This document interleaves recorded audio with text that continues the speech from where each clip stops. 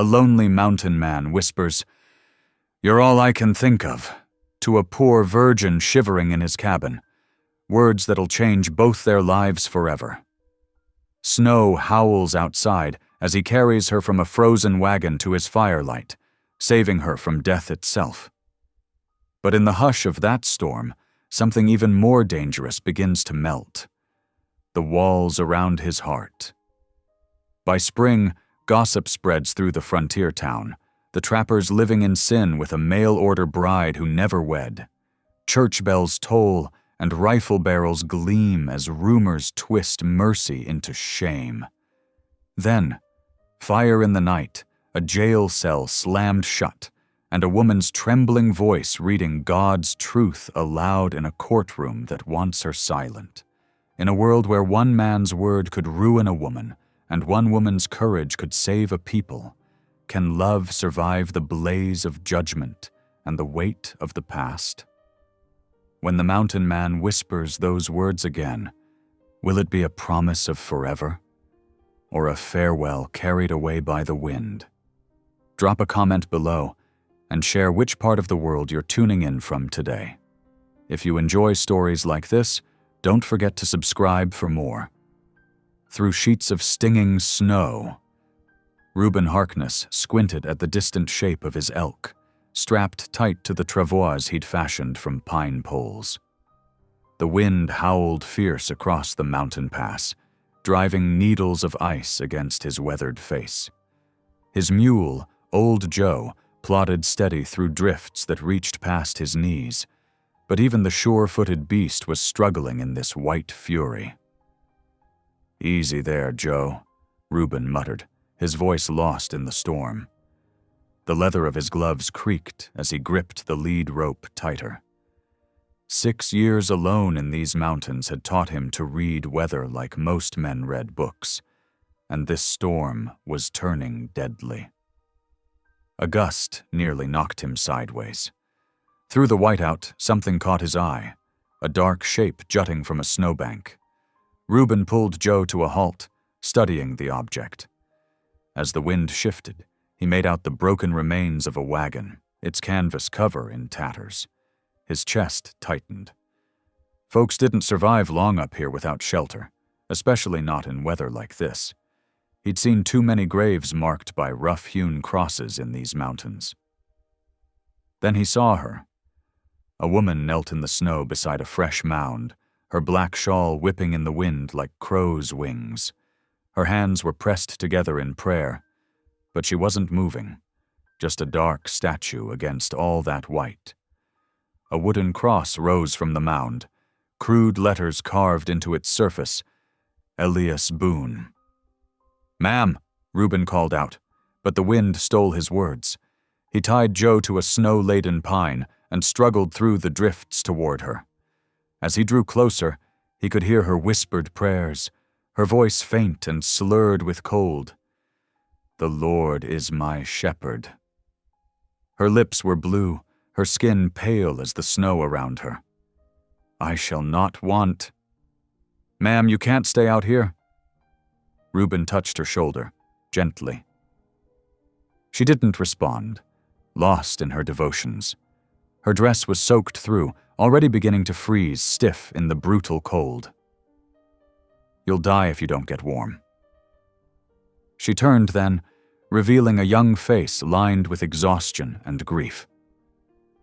"I'm no man's charity," she managed through chattering teeth. Her eyes were glassy with fever. "This is where I belong, with Elias." "The dead don't need your company just yet," Reuben said firmly. Without waiting for her protest, he scooped her up. She was light as a child in his arms. Too light. How long had she been out here without food? She tried to push away, but her strength was gone. "My things," she whispered, gesturing weakly towards the wagon. "We'll come back when the storm passes." Reuben carried her to where Old Joe waited patiently. "Right now, we need to get you warm." He settled her on Joe's back, wrapping his heavy wool coat around her shoulders. She swayed dangerously, and he quickly mounted behind her, holding her steady against his chest. The woman's head lolled back, her consciousness fading. "Stay with me, ma'am," he urged, turning Joe toward home. The elk would have to wait. This was more important. "What's your name?" "Gianna," she murmured. "Gianna Boone. I was to be—" "Save your strength," Reuben said as her voice trailed off. He could guess the rest. Mail order bride, from the looks of it. The man in that grave, Elias, must have been her intended. The story was all too common in these parts. Desperate men sending for wives, only for tragedy to strike before they could even begin their life together. The storm grew fiercer as they climbed toward his cabin. Reuben hunched over Gianna, trying to shield her from the worst of it. She'd fallen silent, her breathing shallow. The only sound was Joe's labored breathing and the endless howl of the wind. Finally, the dark shape of his cabin emerged from the white void. Reuben had never been so grateful to see those rough-hewn logs and the chimney he'd built with his own hands. He drew Joe right up to the door, then carefully lifted Gianna down. She stirred slightly but didn't wake. Inside, the cabin was cold and dark, but at least it was dry. Reuben laid Gianna on his bed, nothing more than a wooden frame with a straw-stuffed mattress, and quickly set about building a fire. His fingers were numb as he struck flint to steel, but soon orange flames licked at the dry pine logs. He worked methodically, letting muscle memory guide him through the familiar tasks. More wood on the fire. Water heated in the iron kettle. Extra blankets pulled from the trunk his wife had brought from back east, before the fire that took her and their little girl. Reuben pushed that thought away. No use dwelling on old sorrows when there was work to be done. He removed Gianna's frozen boots and began chafing her feet, trying to restore circulation. Her skin was like ice. "Our Father," he found himself whispering, the words coming unbidden after so many years of silence. "Who art in heaven?" The prayer felt strange on his tongue, like a language half forgotten. He hadn't spoken to God since that terrible night in Silverton, when the flames took everything he loved. But something about this woman, her quiet faith even in the face of death, stirred something in him he'd thought long buried. As the cabin slowly warmed, color began returning to Gianna's cheeks. Her breathing grew stronger, though fever still burned in her face. Reuben placed a cool cloth on her forehead and settled into his chair to keep watch. Outside, the storm raged on, sealing them in with walls of white. The wind found every crack in the cabin's walls, whistling mournfully through the gaps between logs. Reuben had been meaning to re-chink those gaps with fresh mud, but he'd been putting it off. Too many things he'd been putting off these past 6 years. As night fell, Gianna grew restless, muttering in her fevered dreams. Reuben caught fragments of prayer mixed with what seemed to be memories. "Mama, don't go. Please God, not Papa too. The letter said he was kind, said he needed a wife. Elias, hold on, please, hold on." Her words twisted something in Reuben's chest. He knew what it was to lose everything, to watch helplessly as death stole what you loved. He'd fled to these mountains afterward, wanting nothing more than to be left alone with his grief. But now, watching this stranger fight her own battles with loss, he felt something shift inside him. "Lord," he whispered, surprising himself again, "help her find her way through this valley of shadows." The words were clumsy, unpracticed, but they felt right somehow. Gianna's fever broke just before dawn. Her eyes fluttered open, clearer now but still haunted. She tried to sit up, then fell back with a small sound of pain. "Easy there," Reuben said softly. "You're safe, but you need rest." "Where?" She looked around, taking in the cabin's sparse furnishings, the rough table he'd built, the shelves lined with preserved food, the rifles mounted carefully on pegs above the door. "My cabin," he explained. "Storm's got us sealed in for now, but you're welcome to stay as long as you need." "I told you, I'm no man's charity," she repeated, but with less force than before. Exhaustion lined her face. "It ain't charity to help a neighbor in need," Reuben said firmly. "Rest now. We can talk more when you're stronger." She studied him for a long moment, then nodded slightly. Her eyes drifted closed again, but her breathing was easier now, more natural. Reuben added another log to the fire and settled back in his chair. The storm showed no signs of letting up. Through the cabin's single window, he could see nothing but swirling white. They might be trapped here for days, but for the first time in years, Reuben didn't mind the company. He watched Gianna sleep, noting how young she looked in the firelight. Too young to have faced so much loss already, but there was strength in her. Too, he'd seen it in the way she'd faced death without fear, kneeling in the snow beside her intended's grave. The fire crackled softly, filling the cabin with warmth and the scent of pine. Outside, the wind continued its lonely song, but inside, something had changed. The cabin felt different somehow, less like a hermit's refuge, and more like something else, something he wasn't ready to name yet. Reuben closed his eyes, letting the familiar sounds wash over him. The pop of burning wood, the whistle of wind, the soft breathing of the woman in his bed. And for the first time in 6 years, he felt the weight of solitude begin to lift from his shoulders. The storm raged on, but within the cabin's walls, 2 souls touched by loss began the slow process of healing, one breath at a time. Morning came with an unnatural hush blanketing the world. The howling wind that had raged through the night had died away, leaving behind a stillness that felt thick enough to touch. Inside the cabin, Gianna stirred beneath the heavy warmth of a bear pelt, her mind slowly gathering the fragments of memory from the day before. The first thing she noticed was the unfamiliar scent of wood smoke and leather, so different from the musty canvas of the wagon where she'd spent the past weeks. Her eyes opened to rough-hewn log walls and a stone fireplace where embers glowed softly. Confusion gave way to remembrance, and with it came a wave of mortification that heated her cheeks. She had been rescued, carried like a child through the storm by a stranger. The thought made her chest tight with shame. A proper lady didn't impose herself on strange men, no matter the circumstances. What would people say? "You're awake." The deep voice came from across the cabin, where Reuben Harkness stood at his cook stove, stirring something in an iron pot. "How are you feeling?" Gianna pushed herself to sitting, drawing the bear pelt closer despite being fully clothed. I'm much improved, thank you, Mr. Harkness. I should be on my way as soon as possible." He turned from the stove, fixing her with a steady gaze.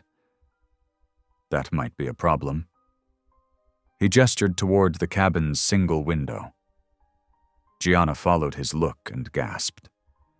Where there should have been a view of the mountains, there was only white.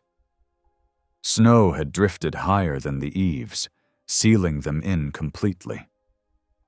"Storm dropped near 4 feet overnight," Reuben said, his voice gentle but firm. "We're stuck here until it thaws some. Might be days." He filled a tin cup with steaming broth and brought it to her. "Best drink this. You need to keep up your strength." Her hands trembled slightly as she took the cup, both from lingering weakness and from the uncomfortable reality of her situation. The broth was simple but flavorful, warming her from the inside out. "I appreciate your kindness, Mr. Harkness, but I cannot impose—" "It ain't imposing when there's nowhere else to go," he interrupted, not unkindly. "And it's just Reuben. No need for formality when we're sharing the same 4 walls." Gianna sipped her broth in silence, memories washing over her like waves. She'd been just 14 when her mother passed, leaving her to care for her father until consumption took him too. The letter had seemed like God's answer to her prayers, a chance at a new life out west, a good man seeking a wife to help work his claim. Elias wrote such kind letters, she found herself saying, though she hadn't meant to speak aloud. He said he had a cabin built, with glass windows and a proper stove. Said he needed someone who wasn't afraid of hard work and who could read the Bible. Her voice caught. He took sick on the trail. The fever took him so fast.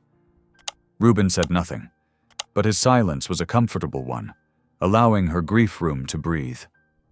After a while, he moved to the fireplace, where her few possessions lay spread out to dry.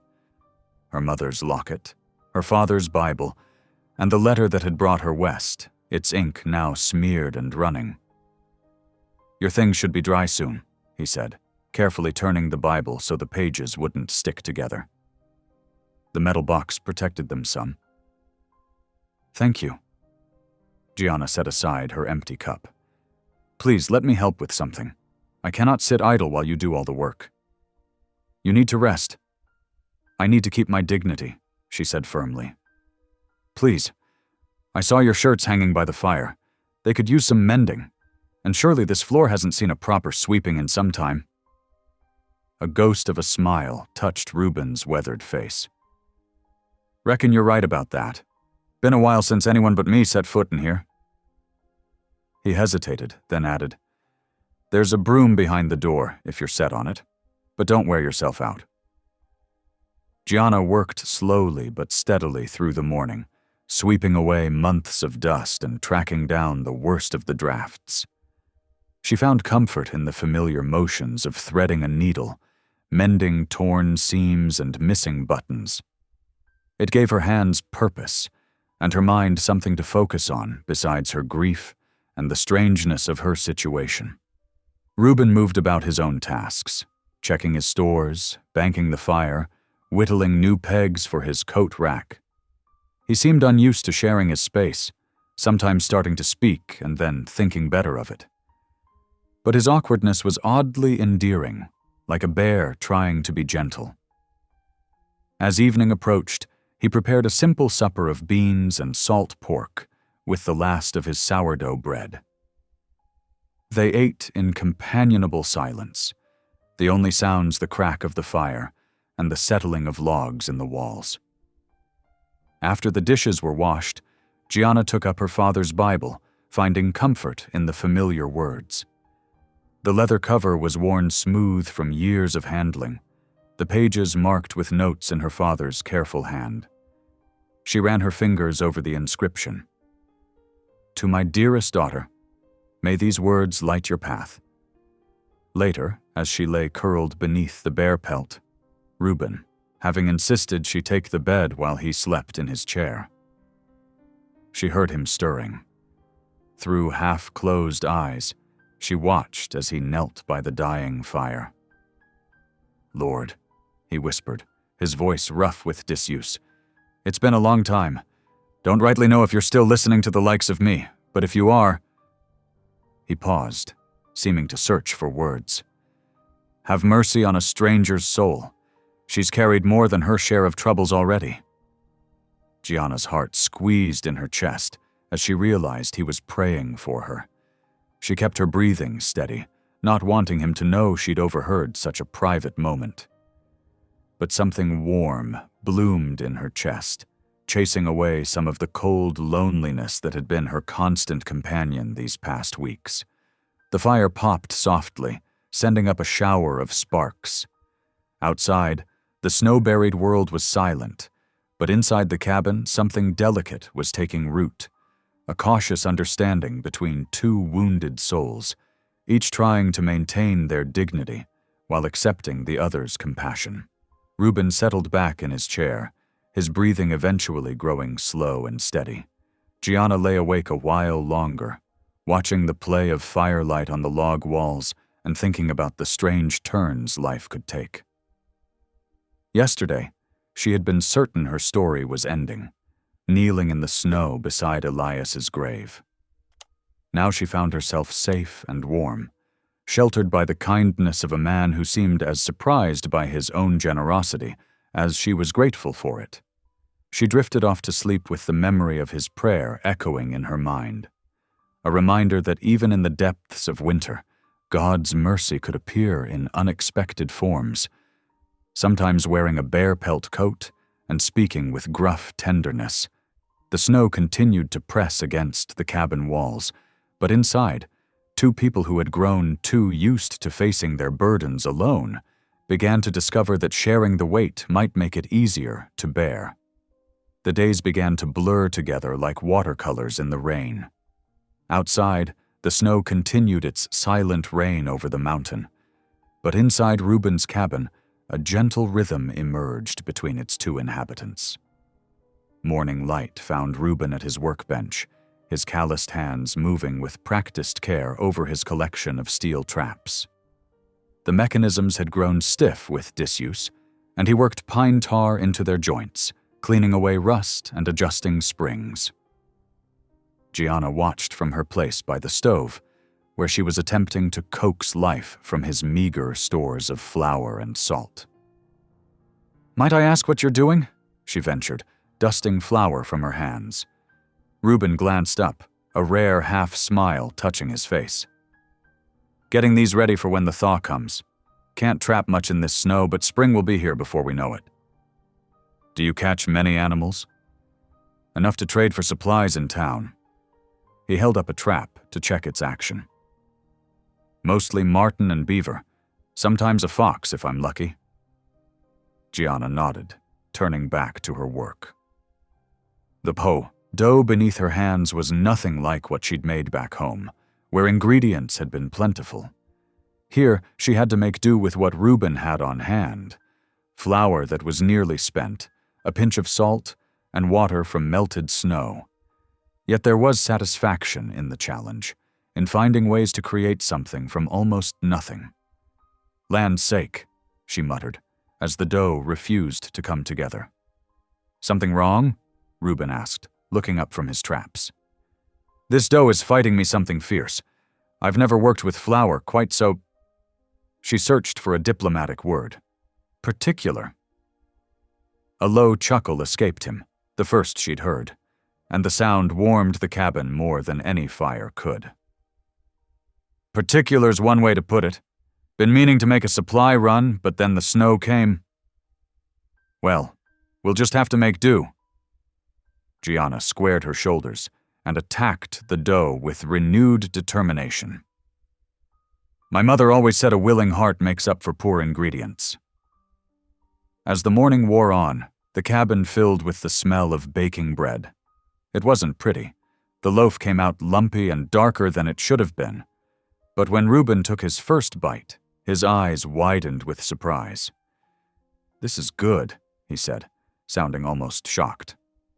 "Real good." Gianna felt her cheeks warm at the praise. "It's not much. Better than anything I've managed." He broke off another piece. "Been living on hardtack and jerky so long, I'd nearly forgotten what proper bread tastes like." After they'd eaten, Reuben led her outside to the woodpile. The snow had settled enough to clear a path, though drifts still towered overhead like white canyon walls. He showed her how to split logs, positioning her hands on the axe handle and standing behind her to demonstrate the motion. "Let the weight of the axe do the work," he explained, his voice close to her ear. "Don't force it, just lift and guide it down." Gianna was acutely aware of his presence, of the solid warmth of him at her back. His hands were rough but gentle as they adjusted her grip. When he stepped away, she found herself missing his steadying presence. Her first few attempts went wide, barely marking the wood. But Reuben was patient, offering quiet corrections until she found her rhythm. The satisfaction of watching a log split clean down the middle was unlike anything she'd known before. "Well done," Reuben said as she split her third log. "You're a natural." Later, as evening drew in, they sat by the fire. Gianna had found some of Elias's letters in her traveling case, mostly dry now, though the ink had run in places. She held one up to the light, squinting at the faded writing. "Having trouble?" Reuben asked, looking up from where he was oiling his rifle. The water made some parts hard to read. She sighed. "I hate to think of losing his words entirely." After a moment's hesitation, Reuben set aside his work and moved closer. "Maybe I could help? 4 eyes might be better than 2. Gianna handed him the letter, their fingers brushing briefly in the exchange. Together they bent over the paper, picking out words from the smeared ink. Reuben's reading was slow but sure, and when he struggled with a word, Gianna helped him sound it out. "You read well," she observed. He shrugged, looking almost embarrassed. "Had some schooling, long time ago. Don't get much practice these days." As the days passed, laughter began to echo more frequently in the cabin's confines. It started small, a chuckle at a bread dough that refused to rise, a shared smile over a particularly difficult word in one of Elias's letters. But it grew, like a spring flower pushing through snow, tentative but persistent. Yet for all the warmth of their days, the nights brought their own challenges. Reuben would wake sometimes, breath catching on his dead wife's name. Gianna would hear him pacing, his footsteps heavy with old grief. She kept still in those moments, knowing some sorrows needed space to breathe. Her own demons visited in the quiet hours. Guilt would wash over her as she lay beneath the bear pelt, thinking of Elias in his snow-covered grave. She had come west to be his wife, to build a life together. Instead, she was here, alive and warm while he lay cold in the ground. Worse still was the growing awareness of Reuben's presence, the way her heart quickened when their hands touched, reaching for the same cup, the comfort she found in his quiet strength. One night, when the moon was high and the cabin was dark, save for the fire's glow, Gianna knelt by the hearth. She couldn't sleep, her thoughts too tangled with guilt and longing. The flames danced before her as she bowed her head in prayer. "Lord," she whispered, her voice barely a breath, "I ain't never been anyone's first thought, not really. Mama had the younger ones to tend to. Papa had his grief and Elias—" She swallowed hard. "Elias never even got the chance to know me proper. I know I ought to be grateful just to be alive, but sometimes—" Her voice cracked. "Sometimes the being alive hurts worse than dying might have done." From his chair by the fire, Reuben stirred. She thought he was asleep, but his voice came rough and sudden in the darkness. "You're all I can think of." The words hung in the air between them, heavy with meaning neither was ready to face. Gianna's breath caught in her throat as she turned away, her cheeks burning. She hurried back to bed, pulling the bear pelt up to hide her flaming face.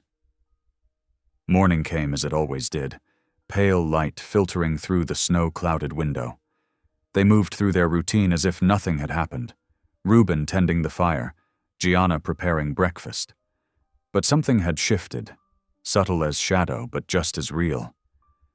Her eyes lingered on him longer when he wasn't looking, following the line of his shoulders as he worked, the gentle way he handled everything from axe to coffee cup.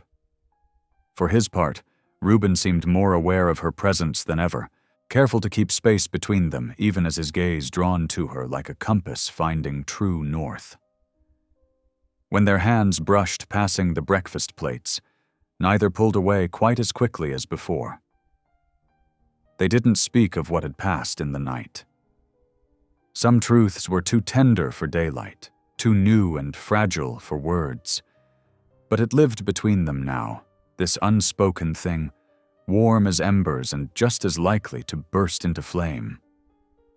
The snow continued to fall outside, softer now, as if nature itself was holding its breath to see what would grow in this quiet space between storm and spring, between loss and whatever might come after. The late February sun cast long shadows across the snow-packed trail as Reuben secured the last bundle to his mule. The animal shifted, bells jingling softly in the crisp morning air. Gianna watched from the cabin doorway, adjusting the shawl she'd fashioned from an old blanket. "You sure you want to make this trip?" Reuben asked, his breath forming clouds in the cold. "Could wait another week." "The supplies won't last another week," Gianna replied, stepping out onto the packed snow. "And I reckon we both could use some coffee that ain't been boiled 3 times over." A ghost of a smile crossed Reuben's face. Ain't that the truth? The journey to Ore took most of the morning. As they descended from the high country, the snow thinned and the air grew warmer. Gianna found herself relaxing in the saddle of the spare horse Reuben had brought along. The quiet of the past months had settled deep in her bones, making the prospect of town both exciting and unsettling. The first signs of civilization reached them as sound, hammering from the carpenter's shop, dogs barking, the distant whistle of a mine steam whistle. Gianna sat straighter in her saddle, suddenly conscious of her makeshift clothing and wind-burned cheeks. "Been a while since you've seen so many folks, I expect," Reuben said, glancing her way. "Seems like a lifetime ago," she admitted. "Though it can't be more than 3 months since—" She didn't finish the sentence. Didn't need to. Reuben nodded, understanding in his eyes. As they rode into town, the noise grew louder. Wagon wheels on packed earth, children shouting, the crash of lumber being unloaded at the mill. The scents of wood smoke and fresh-baked bread mingled with the sharper smells of horse and unwashed bodies. After the clean mountain air, it seemed overwhelming. They tied their horses outside the mercantile. Reuben helped Gianna down, his hands steady at her waist. The touch was brief but proper, yet she noticed several women on the boardwalk pause in their conversation to stare. Inside the store, the bell above the door announced their arrival. Mr. Patterson, the proprietor, looked up from his ledger and blinked in surprise. "Well, if it ain't Reuben Harkness himself. Thought maybe the winter had frozen you solid up there." His eyes shifted to Gianna, curiosity plain on his face. "Need supplies," Reuben said simply, placing a list on the counter. "And some cloth, if you've got it." While Mr. Patterson gathered their order, Gianna wandered the aisles, running her fingers over bolts of fabric. The colors seemed impossibly bright after months of snow and shadows. Behind her, she heard whispers start up near the door. "That's the trapper's woman," one voice said, barely concealed behind a hand, "living up there alone with him all winter." "Shameful," another replied, "and her meant for poor Elias Boone." Gianna's cheeks burned, but she kept her eyes on the fabric, pretending not to hear. A moment later, Reuben appeared at her elbow. "Found anything you like?" he asked, his voice gentle but pitched to carry. "This calico's nice," she managed, touching a blue-sprigged pattern. "We'll take 5 yards," Reuben told Mr. Patterson, who had followed him over, "and some thread to match." The whispers didn't stop, but they grew more subdued. Reuben stood close as she chose buttons and ribbon, his presence both comfort and shield. When Mrs. Whitaker, the preacher's wife, entered the store, her pinched face grew even tighter at the sight of them. "Mr. Harkness," she said coldly, then pointedly turned away without acknowledging Gianna. Reuben's jaw tightened, but his voice remained level. "Mrs. Whitaker, hope the Reverend's keeping well." She sniffed and moved to the far end of the counter, but her disapproving gaze followed them as they finished their shopping. Reuben paid for everything: flour, coffee, sugar, salt, the fabric and notions, with careful courtesy that somehow made the whispers seem smaller. Outside, the afternoon had grown warmer, melting snow dripping from the eaves. Gianna stepped onto the boardwalk, grateful for the fresh air, only to freeze at the sound of familiar voices around the corner. "The poor virgin who never wed," someone said with a laugh. "Can't imagine what Elias was thinking, sending for her in the first place." "Well, she ain't likely a virgin now, living up there with that strange Harkness fellow." "Such a shame. No decent man will have her after this." Gianna's throat closed up. She turned blindly, nearly running into Reuben, who had come up behind her with their packages. "Best get these loaded," he said quietly, as if he hadn't heard. But she saw the muscle jumping in his jaw, the way his hands gripped the parcels too tight. They worked quickly, securing everything to the mule. The sun was still high, but Gianna couldn't bear another minute under the town's judging eyes. As they mounted up, she heard the church bells strike 3 and saw Mrs. Whitaker emerging from the mercantile, already deep in conversation with another woman. Their glances burned like brands on her back. The ride home was silent. Gianna's mind whirled with the whispers, the looks, the casual cruelty of words that cut deeper than winter wind. She thought of Reuben's reputation before she came. A respected trapper. Odd, perhaps, but honest. Now they looked at him sideways too, tainted by association with her. The cabin was a welcome sight as dusk gathered. They unloaded the supplies efficiently, the routine familiar after months of shared work. Inside, Gianna moved to start supper while Reuben built up the fire. "Thank you," she said softly, when the silence grew too heavy.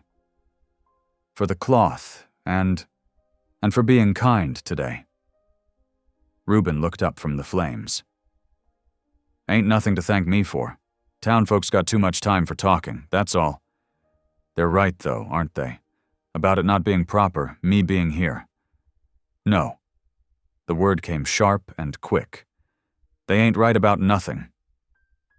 Gianna turned away, blinking back tears as she put water on to boil. "You've been good to me, Reuben.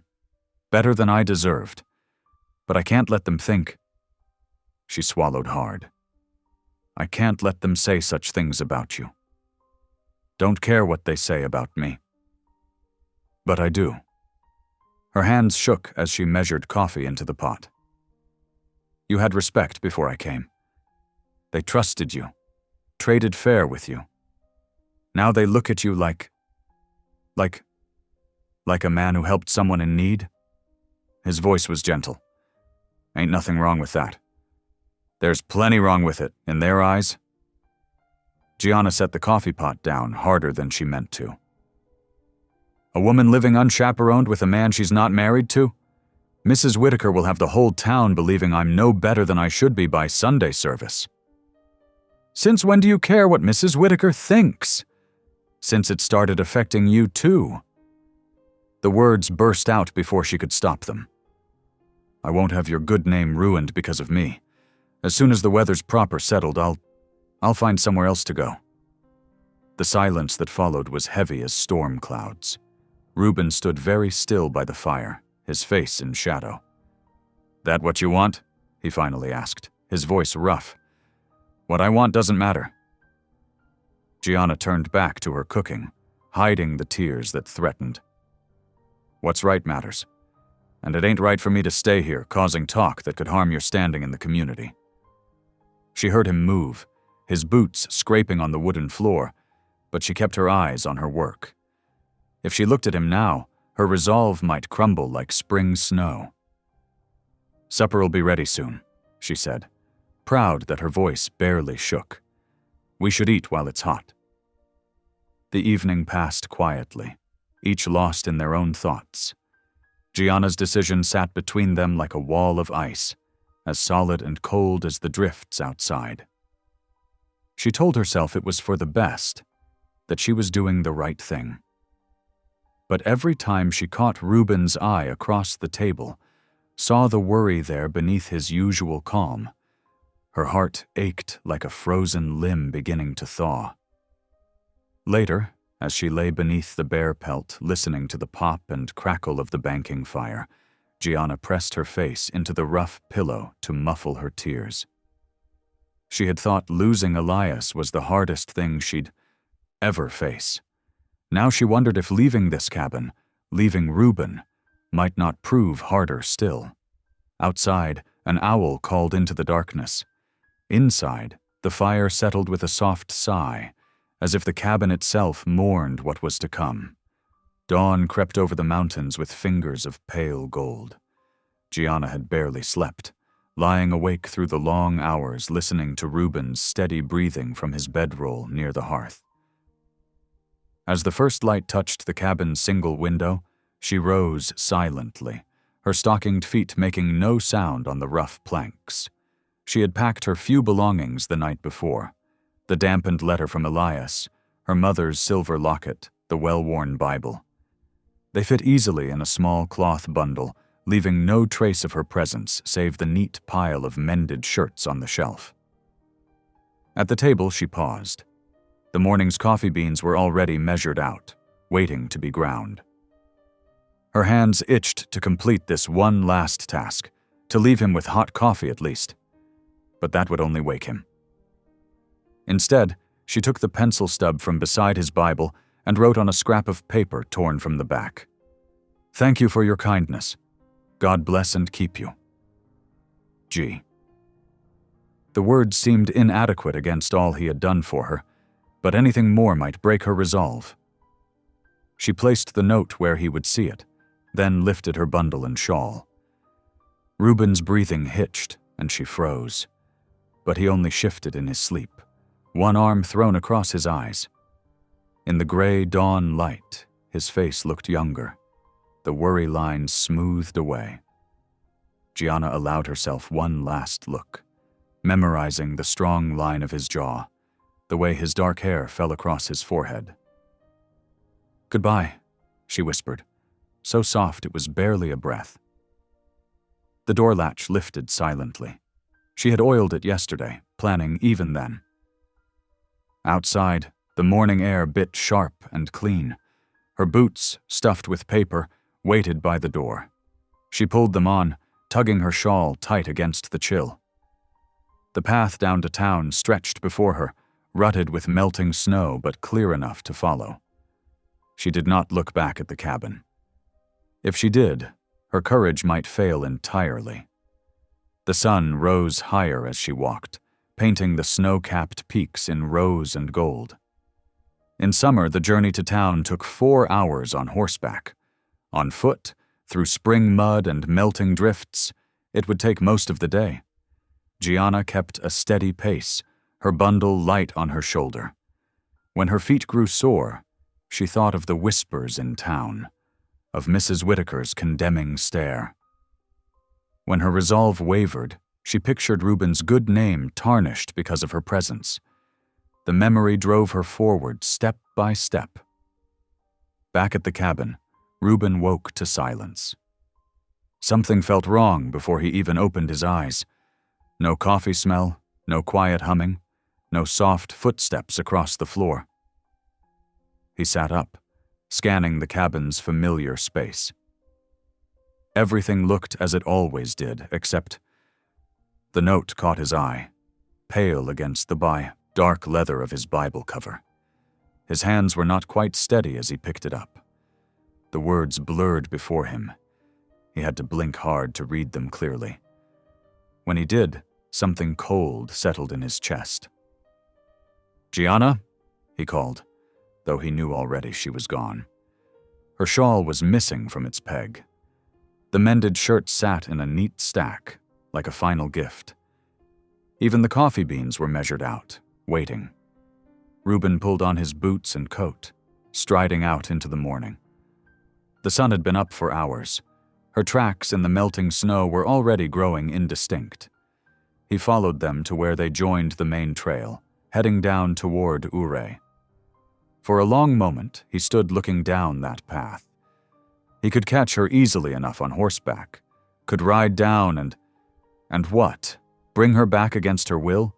Force her to endure more gossip and sideways looks? His hands clenched into fists at his sides. No. She had made her choice. He had to respect that, even if it felt like losing everything all over again. "Lord," he whispered hoarsely, the prayer rough with disuse, "keep her safe. Please." The words fell into the morning air and disappeared. Reuben turned back to the cabin, each step heavy as lead. Gianna reached the outskirts of Ure as dusk gathered. Her feet were blistered, her skirts mud-splattered, but she had made it. The town's few streets were quiet, most folks already home for supper. Light spilled from the saloon windows, along with bursts of laughter and piano music. She hurried past, keeping to the shadows.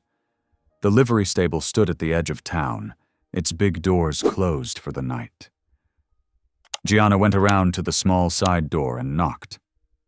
After a moment, old Mr. Wesley appeared, squinting in the failing light. "Yes, what do you want?" "Please, sir, I need a place to sleep tonight. I can pay."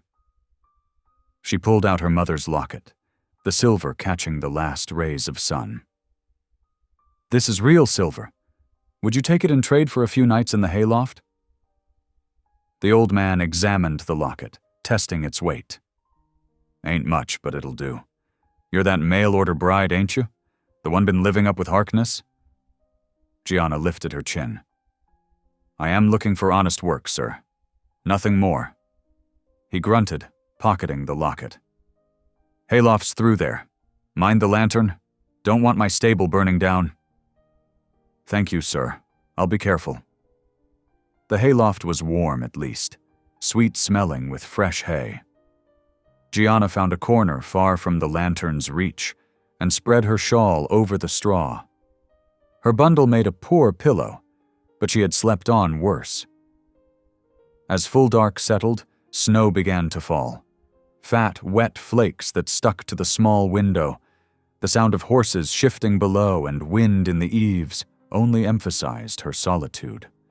Lying in the darkness, Gianna felt tears sliding down her temples into her hair. She tried to muffle her sobs in her shawl, but they leaked through the thin boards anyway, a lonely sound in the night. In his cabin, Reuben sat at the table, the lantern burning low. His knife scraped rhythmically against the whetstone as he sharpened it, though the blade was already keen enough to split a hair. The familiar motion gave his hands something to do while his mind circled like a hungry wolf. The cabin felt wrong without her. Too quiet, too empty. He had lived alone for 6 years after losing Sarah and little Beth, but somehow these few hours of solitude seemed harder to bear than all those years combined. The coffee beans still sat measured out on the shelf. He couldn't bring himself to grind them. Outside, snow began falling, decorating the window with white lace. Reuben remembered how Gianna used to watch it, wondering aloud what shapes she saw in the patterns. The knife slipped, nearly catching his thumb.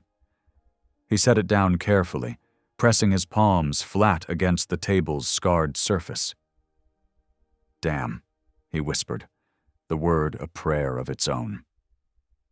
The lantern flickered, making shadows dance on the walls. They seemed to mock him with memories. Gianna by the fire, mending his shirts. Gianna teaching him to read Elias's spidery handwriting. Gianna laughing as she tried to split wood, her cheeks flushed with effort and cold. He had grown used to having her here, he realized. More than used to it. He had begun to hope. But hope was dangerous. He knew that better than most. Better to let her go now, before she became as essential as breathing. Before losing her could break him like losing Sarah had. Still, as the snow fell thicker outside, Reuben couldn't help wondering if she had found shelter. If she was warm enough, safe enough. If she was as lonely as he was, sitting in this too-quiet cabin with only memories for company. He picked up the knife again, letting its steady scrape against the whetstone fill the silence. The blade grew sharper with each stroke, but the ache in his chest only grew deeper as the night wore on. Later, when the lantern burned low and the snow had painted everything white again, Reuben finally lay down on his bedroll. But sleep was long in coming, and when it did, his dreams were full of footprints in the snow, leading away, away, away. The boarding house loomed before Gianna in the pale morning light, its weathered clapboards wearing patches of peeling paint like old scars. Mrs. Thorne, the owner, looked her up and down with sharp eyes that missed nothing. "Got references?" the older woman asked, her thin lips pressed tight.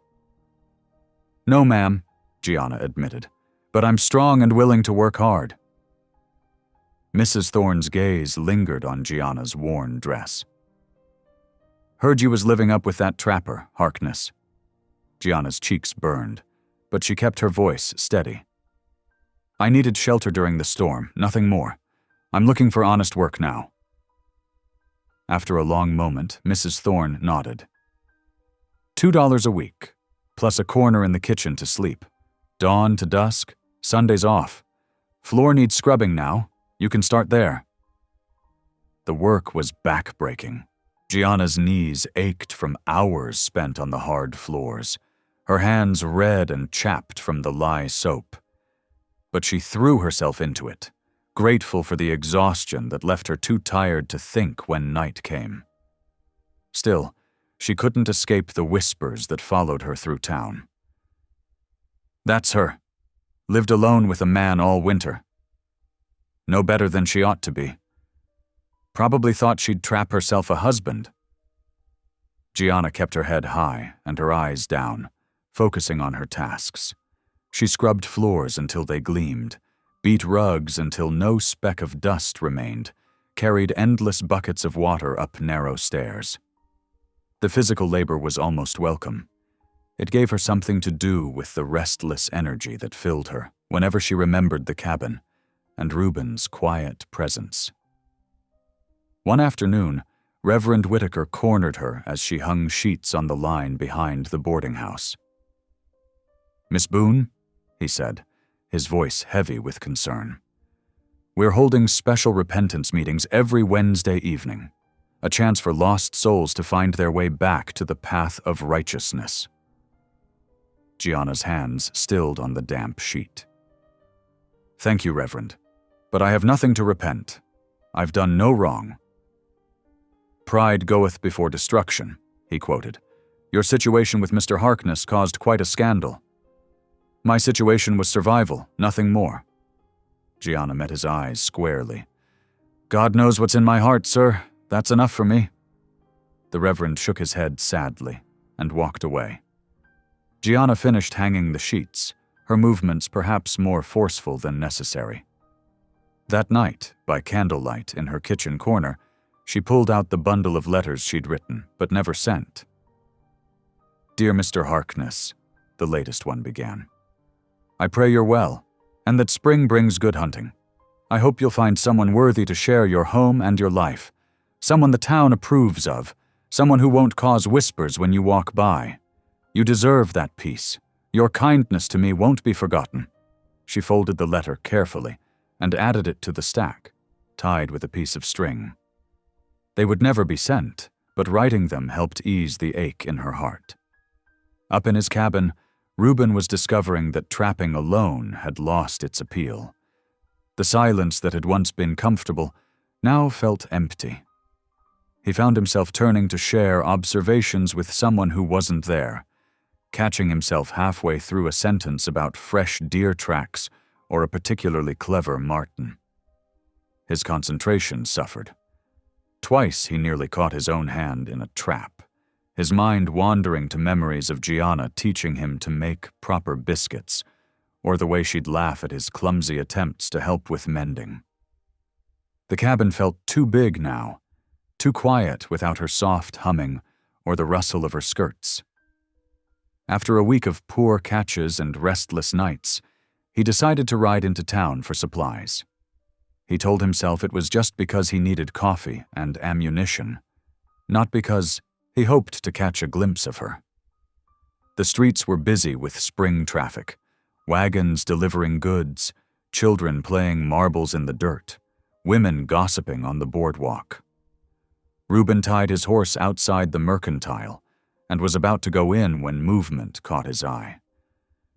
Through the boarding house's frosted window, he saw her.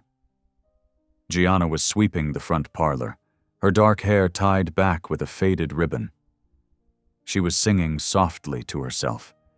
He couldn't hear the words through the glass, but he recognized the gentle sway of her body that always accompanied her hymns. Something twisted in his chest. She looked thinner, tired, but still carried herself with that quiet dignity he admired. Her hands were red from work, but they moved with the same grace he remembered. Reuben stood there longer than he meant to, just watching. When she turned toward the window, he stepped quickly into the shadow of the building. He couldn't bring himself to go in, to see her face to face and maybe find coldness there, or worse, fear that his presence would start the gossip flying again. Instead, he went into the mercantile and bought supplies, including a pair of warm work gloves. They were women's gloves, soft but sturdy, the kind that would protect hands raw from scrubbing and carrying. Without letting himself think too hard about it, he left them on the boarding house's back step, where she would find them in the morning. The ride home seemed longer than usual. The setting sun painted the mountains in shades of rose and gold that reminded him of the way lamplight used to play across Gianna's face as she read in the evenings.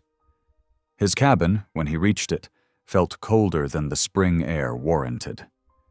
Gianna found the gloves the next morning when she went to fetch water for the day's cleaning. They sat neatly on the step, obviously new, exactly her size. She knew immediately who they were from. Only Reuben would have noticed how her old ones had worn through at the palms. A smile touched her lips, small but genuine. She slipped them on, feeling the soft leather warm to her skin. All day as she worked, she thought about the care behind that simple gift. No note, no demands, just quiet concern for her comfort. That evening, she wrote another letter she wouldn't send. Dear Mr. Harkness, the gloves fit perfectly. Trust you to remember such a detail. I wish I could thank you properly, but perhaps it's better this way. Still, know that every time I wear them, I'll remember your kindness. I pray daily for your happiness, even if it must be without me. She folded it carefully and added it to her growing stack, then pulled the new gloves on again. There was comfort in wearing them, like the ghost of a gentle touch. Outside her small window, the spring stars were coming out, the same stars that would be shining over his cabin in the mountains. Somewhere in the darkness, a whip-poor-will called, its lonely song echoing off the buildings. Gianna hummed softly in response, an old hymn about grace and healing. Her hands, protected now from the harsh soap, moved steadily as she darned a pillowcase by candlelight. In his cabin, Reuben sat cleaning his rifle, his movements automatic after years of practice. But his mind was in town, wondering if she'd found the gloves, if they fit, if she knew they were from him. He hoped they would ease the redness he'd seen on her hands. The rifle gleamed in the lamplight, but he barely saw it. Instead, he remembered her hands moving sure and gentle, as she'd taught him to read Elias's letters, the way she'd point to each word, patient with his slow progress. He'd never told her how much that meant, how long it had been since anyone had shown such faith in him. The whip-poor-will's call drifted down from the mountainside, and for a moment, Reuben could have sworn he heard a familiar hymn in response, but that was just wishful thinking, like the way he sometimes thought he caught the scent of her cornbread on the wind, or heard her laugh in the creek's burble. Still, as he set the rifle aside and banked the fire for the night, he found himself humming that same hymn. The words came back to him slowly, speaking of hope and redemption, of love that endured beyond distance and time. Outside, Spring settled deeper into the mountains, painting the slopes with wild flowers and new grass. But neither Reuben nor Gianna noticed much of nature's beauty. Their hearts were too full of memories, of words unsaid, of quiet acts of caring that spoke louder than any declaration could. The gloves lay beside Gianna's pallet that night, a tangible reminder that someone still thought of her welfare. Miles away, Reuben's cabin held its own reminders, the stack of mended shirts, the coffee beans still measured in her careful portions, the memory of her presence in every corner. Neither slept easily, but both found a measure of peace in knowing that even separated, they remained in each other's thoughts. Sometimes caring showed itself not in grand gestures or spoken words, but in simple things. A pair of gloves left on a step, a prayer whispered into the night, a heart that refused to forget. The last days of April brought warmth to the mountains, melting the lingering patches of snow and turning the meadows a tender green. But in Ouray, a different kind of thaw was about to break, one that would test both hearts and honor. Word spread through town like wildfire about Elias Boone's land claim. The whispers started in the telegraph office, wound their way through the mercantile, and finally reached the ears of Mr. Amos Yarrow at the Ouray Bank and Trust. The banker sat at his polished desk, studying documents with narrowed eyes, while spring sunshine streamed through the window. When Gianna arrived at the bank that Wednesday morning, summoned by a curt note, her hands trembled slightly. She smoothed her faded skirts and lifted her chin, determined to show no fear. The bank's interior smelled of leather and wood polish, everything gleaming with wealth that made her threadbare shawl seem even shabbier. Mr. Yarrow rose from behind his desk, all smooth manners and careful smiles. "Miss Boone, thank you for coming. Please, take a seat." He gestured to a straight-backed chair that seemed to shrink anyone who sat in it. "I prefer to stand, sir, if it's all the same," Gianna said quietly but firmly. "Your note mentioned something about Elias's property?" Yarrow's smile didn't waver as he picked up a sheaf of papers. "Indeed. It seems your late fiancé filed a claim on a rather troublesome parcel of land. Borders the Ute territory, you see. As his intended bride, you've inherited certain complications." Gianna's heart quickened. "I don't understand. Elias never mentioned any land claim to me." "No, I don't suppose he would have." Yarrow's voice took on an oily smoothness. "The documentation is, shall we say, somewhat irregular. But as the closest thing to next of kin, you have the power to sign it over to the bank. For a fair price, of course." She studied his face, noting the practiced concern that didn't reach his eyes. "I'd like to see these papers first, Mr. Yarrow, and perhaps have someone else look them over." His smile tightened. "My dear girl, surely you don't want to burden yourself with legal matters. A simple signature, and you'll have enough money to leave this rough country behind. Start fresh somewhere more suitable." "No." The word came out stronger than she expected. "Not until I understand exactly what I'm signing away." Yarrow's facade cracked slightly. "Miss Boone, I strongly advise you to reconsider. These matters can become quite unpleasant if not handled properly." "Are you threatening me, Mr. Yarrow?" "Merely offering friendly counsel." He straightened his vest. "Take a few days to think it over. But do remember, a woman alone in these parts needs friends, influential friends." Gianna left the bank with her heart pounding but her spine straight. She didn't notice the spring mud on her boots or the curious stares from townsfolk. Her mind whirled with questions about Elias, the land claim, and the barely veiled menace in Yarrow's words. Meanwhile, across town at the blacksmith's shop, Reuben Harkness was getting his horse shod when he overheard two men talking about Yarrow's latest scheme. Heard he's after that Boone woman to sign over some Indian land, one said, hammering at a piece of hot iron. Same trick he pulled with them Johnson boys last fall. Reuben's hands stilled on his horse's flank. What land? He asked, his voice carefully neutral. The blacksmith wiped his brow.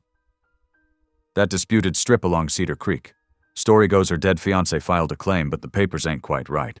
Yarrow's fixing to add it to his collection, same as always. Without another word, Reuben swung onto his half-shod horse and rode toward the bank. The animal's uneven gait matched the rough rhythm of his thoughts. He'd seen Yarrow's handiwork before: foreclosed farms, broken promises, families driven off their land. The thought of Gianna facing that man alone made his blood boil. The bank's front door rattled in its frame when Reuben pushed through. Yarrow looked up from his desk, his practiced smile faltering at the sight of the mountain man's thunderous expression. "Mr. Harkness, this is unexpected. I'm afraid I'm quite busy. What game are you playing with Miss Boone's land?" Reuben's voice was low, but carried the rumble of distant storm clouds. Yarrow's face hardened. "That's a private business matter between myself and the lady. I suggest you remember your place, Trapper." "My place?" Reuben stepped closer to the desk. "My place is standing against men who prey on the vulnerable. Show me these papers you want her to sign." "I'll do no such thing. Now remove yourself from my bank before I'm forced to call the sheriff." Their eyes locked across the polished desk, Yarrow's cold and calculating, Reuben's burning with barely contained fury. The banker reached for his bell, but Reuben's hand shot out and caught his wrist. "You listen close," Reuben said softly. "If any harm comes to that lady because of your schemes, there won't be enough sheriffs in Colorado to protect you." Two of Yarrow's men appeared from the back room and roughly escorted Reuben out. He didn't resist, but his warning hung in the air like gun smoke. The incident became the talk of the town, adding fresh fuel to the gossip fires. Some praised Reuben's courage, others clucked their tongues at his savage behavior. But no one could deny the truth of his words about Yarrow's predatory practices. Sunday morning dawned clear and cool. The little white church at the edge of town filled with its usual congregation. Merchants in their best coats, miners with cleaned boots, women in starched bonnets. Gianna sat alone in the back pew, wearing her one good dress and clutching her mother's Bible. The preacher was halfway through his sermon about David facing Goliath when the church door creaked open. Every head turned as Reuben Harkness stepped inside. He'd cleaned up, wearing a pressed shirt and his least worn coat, but his bearing was still that of a mountain man. Proud, unafraid, and slightly wild. Without hesitation, he walked straight down the center aisle. The preacher's words faltered and died. In the sudden silence, Reuben's boots echoed on the wooden floor until he reached Gianna's pew. He didn't kneel or fumble for words. Instead, he looked directly into her eyes and spoke in a voice that carried to every corner of the church. "Miss Gianna Boone," he said, "I ain't a man of many words or fine manners, but I know my own heart, and it's been yours since that first storm brought you to my door. I'm not asking to save your reputation or claim any land. I'm asking because I love you, plain and simple, and I want to stand beside you for all my days. If you'll have me." Tears spilled down Gianna's cheeks. The congregation seemed to hold its collective breath, waiting. She looked up at this man who had rescued her from the snow, respected her pride, and now offered his heart without reservation. "Yes," she whispered, then louder, "Yes, I'll have you." A soft sob of joy escaped her as Reuben took her hand. The church erupted in murmurs, some shocked, some approving, but none malicious. Even the preacher's wife, who had been one of the worst gossips, dabbed at her eyes with a handkerchief. The preacher cleared his throat. "Well," he said, "it seems the Lord has blessed us with a testimony of true love this morning. Shall we pray for this couple?" As the congregation bowed their heads, Reuben and Gianna remained standing, their joined hands a bridge across all the lonely months they'd spent apart. The morning sun streamed through the windows, turning the simple church into a cathedral of light.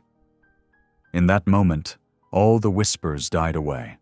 The sidelong glances and wagging tongues were silenced by the pure, simple truth of their love. It wasn't a proper proposal by society's standards. No ring, no permission asked, no careful courtship. But it was honest and brave and real, like the man who made it and the woman who accepted. The preacher's prayer washed over them, but they hardly heard the words. They were lost in each other's eyes, seeing the future unfold before them. Not an easy path, perhaps, with Yarrow's threats still hanging over them, but one they would walk together. When the prayer ended, Reuben helped Gianna to her feet. They walked out of the church side by side into the bright spring morning. Behind them, the congregation buzzed with excitement, making plans for a wedding feast, offering spare rooms for Gianna until the ceremony, debating who would contribute what to the celebration. Outside, wild roses bloomed along the church fence, their sweet fragrance filling the air. Reuben plucked one and tucked it into Gianna's hair, with surprisingly gentle fingers. "I know it ain't much," he said softly. "Starting out with just my cabin and whatever trouble's coming with that land claim. But everything I have is yours now." Gianna reached up and touched his weathered cheek. "I don't need much," she replied. "Just you standing beside me. The rest we'll face together." They stood there a moment longer, letting the morning sun warm them, listening to the church bells ring out across the valley. The mountains rose around them, solid and eternal, as the love that had brought them to this moment. Behind them, the church door opened as the congregation began to spill out. But for that brief, precious moment, they were alone in their own world, where no banker's threats or town gossip could touch them. They had found their way home, not to a place, but to each other's hearts. The parsonage sat behind the church, a modest clapboard house with lace curtains and a smoking chimney. Inside, the preacher's wife had swept the parlor floor and lit extra lamps, though her smile remained stiff as starched cotton. The afternoon light filtered through clouded windows, casting long shadows across the worn carpet where Reuben and Gianna stood. Reuben had changed back into his everyday clothes, clean but plain, like the man himself. Gianna wore her blue dress, the same one she'd arrived in months ago, now carefully mended. Her hair was tied back with a ribbon borrowed from the washerwoman's daughter, and the wild rose from the churchyard still clung to her dark strands. The preacher shuffled his feet, Bible in hand. He'd argued for a proper waiting period, but Reuben's steady gaze and Gianna's quiet dignity had worn down his resistance. "Well," he said finally, "shall we begin?" They joined hands before him. Reuben's palm was rough against Gianna's, calloused from years of mountain work, but his touch was gentle as a morning breeze. The preacher's words washed over them, about love and honor, about cleaving together as one flesh. Gianna's voice trembled slightly as she repeated her vows, but her eyes never left Reuben's face. "I do," Reuben said when his turn came, the words falling like stones into still water, simple, solid, unchangeable. "I now pronounce you man and wife," the preacher declared, closing his Bible with a soft thump. "What God has joined together, let no man put asunder." No kiss was exchanged. They were both too shy for such display. Instead, Reuben squeezed Gianna's hand once, and she squeezed back. The preacher's wife brought out a small cake and tea, serving it with mechanical politeness while rain began to patter against the windows. They didn't linger long. Reuben helped Gianna into her coat, the same one she'd worn that stormy night when he'd found her by the grave. Outside, his mule waited patiently, already loaded with her few possessions: the Bible, some cloth, a tin of tea, and a borrowed pot from the boarding house kitchen. The wind had picked up, driving sheets of cold rain mixed with melting snow. Reuben lifted Gianna onto the mule as easily as if she were made of thistle down, then mounted behind her. His arm circled her waist, steady and sure, as they set off through the muddy streets. The town fell away behind them, its windows glowing yellow in the gathering dusk. The trail grew steeper, winding through pine forests where last winter's snow still lingered in shadowy patches. Slush sucked at the mule's hooves, and wind whistled through the trees, but Gianna felt warmer than she had in months, sheltered against Reuben's chest. "Almost home," he murmured, as they crested a ridge. Below them, his cabin squatted against the mountainside, smoke curling from its stone chimney. He'd risen before dawn to lay the fire, knowing they'd need its welcome. Inside, the cabin glowed with lamplight. Reuben had swept the floor and set out 2 tin cups on the table. It wasn't much, just one room with a bed, a table, some chairs, and the pot-bellied stove. But to Gianna, it felt like a palace. "Sit," Reuben said, helping her out of her wet coat. "I'll get supper started." She watched as he moved around the cabin with easy familiarity, adding wood to the stove, filling a pot with water and dried vegetables. From his stores, he brought out venison, already cut into chunks. Soon the smell of stew filled the small space, making both their stomachs growl. "Let me help," Gianna said, rising to search through her bundle. She found the tea and some dried herbs she'd gathered during her time at the boarding house. These she added to the pot, along with a pinch of precious salt. They worked together in comfortable silence, moving around each other as if they'd done this dance for years instead of hours. When the stew was ready, they sat at the table, steam rising between them like morning mist. The first spoonful brought a smile to Gianna's face. "It's good," she said softly. Reuben nodded, watching her over his cup. "Better than my usual fare." A quiet laugh escaped her. The sound of it made his heart skip like a stone across water. "We'll have to work on that," she said. After supper, while Gianna washed the bowls, Reuben disappeared outside.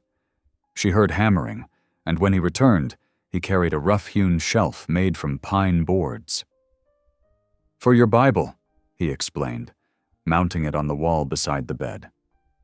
"Figured you'd want it close." Tears pricked at Gianna's eyes as she placed the worn book on the shelf. It had been her mother's, then hers, carrying her through lonely nights and harder days. Now it would rest here, in this cabin that was becoming home. While Reuben banked the fire for the night, Gianna took out the cloth she'd bought in town, simple cotton printed with tiny blue flowers. With quick, sure stitches, she began fashioning curtains for the window. "Don't have to do that tonight," Reuben said, watching her work by lamplight. "I want to," she replied, not looking up from her needle. "Makes it feel more like—" She hesitated. "Home?" He finished for her. She nodded, threading another stitch. The fabric whispered through her fingers like prayers. When the curtains were hung, they stood back to admire them. The cloth softened the window's stark lines, making the whole cabin feel warmer, more lived in. Outside, a chorus of coyotes began their nightly song, their voices rising wild and free under the black sky. "Shall we pray?" Gianna asked quietly. Reuben hesitated only a moment before reaching for her hand. They knelt together beside the bed, their fingers intertwined. Gianna's voice rose soft but sure, thanking God for shelter, for food, for each other. When she finished, Reuben added his own words, rough but heartfelt, "Lord," he said, "thank you for sending company, for ending the silence." They rose and prepared for bed, each taking turns behind the privacy screen to change. When they finally lay down, the space between them felt both vast and tiny. The new moon cast no light through the curtained window, but the banked fire gave off a gentle glow. Days passed, turning into weeks. Spring crept higher into the mountains, melting snow and waking dormant things. Reuben taught Gianna to read animal tracks in the mud, to spot where deer had browsed on new growth. She learned to handle his rifle, though she preferred gathering herbs and berries while he hunted. Every evening, they read from her Bible by lamplight. Reuben's reading was halting at first, but Gianna's patience never wavered. She taught him as he had taught her, with gentle corrections and quiet encouragement. Their routines grew comfortable as old boots. Mornings found them sharing coffee and cornbread before Reuben checked his trap lines. Gianna kept the cabin, mended clothes, and tended the small garden she'd started behind the house. When Reuben returned, they worked together, cleaning game, smoking meat, repairing tools. One evening, as they sat by the fire, Gianna looked up from her mending to find Reuben watching her with an expression that made her heart flutter. "What is it?" she asked. "Just thinking," he said slowly. "How different everything is now. Used to hate coming back to an empty cabin. Now I can't wait to get home." She ducked her head, but not before he saw her smile. "I know what you mean," she whispered. "For the first time in my life, I feel seen, like I'm not just taking up space in the world." Reuben reached across and took her hand, his thumb tracing circles on her palm. No more words were needed. The touch said everything. That night, as they knelt for prayers, the coyotes sang their wild hymns under stars bright as grace. Their voices echoed off the mountainsides, a reminder that some things remained untamed and beautiful.